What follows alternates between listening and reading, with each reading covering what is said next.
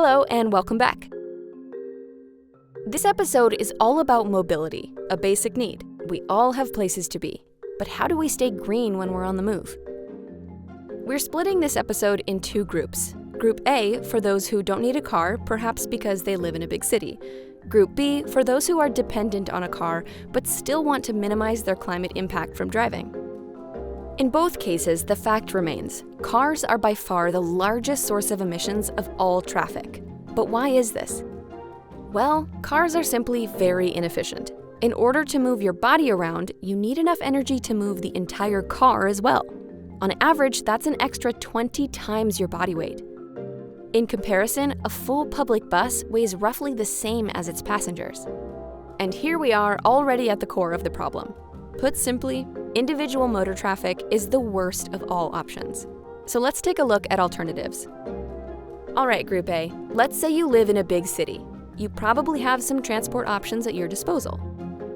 Here's a quick comparison of CO2 emissions per 100 kilometers. The verdict is pretty clear. A mix of walking, biking, and public transport is great for the climate. You'll also boost your health, while reducing noise and pollution for your fellow city dwellers. We also believe a city with less cars is a much nicer place to live. Now to you, Group B. You need a car.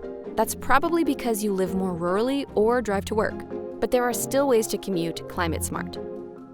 So far, we've only spoken about the average car, but cars come in all different specs and sizes. It's time to get specific. We can draw 3 principles here. 1. Size matters. Even when you drive a gas car, choosing a compact model over an SUV can reduce your emissions by as much as 30%. 2. The future is electric. Switching to EV can easily save another 50% in emissions. This effect gets even stronger when you charge with 100% renewable energy. 3. Carpooling for the win. Sharing your commute with one other person splits your total emissions in half. And is social too. By combining all these principles, you can make your car journey 6 times greener.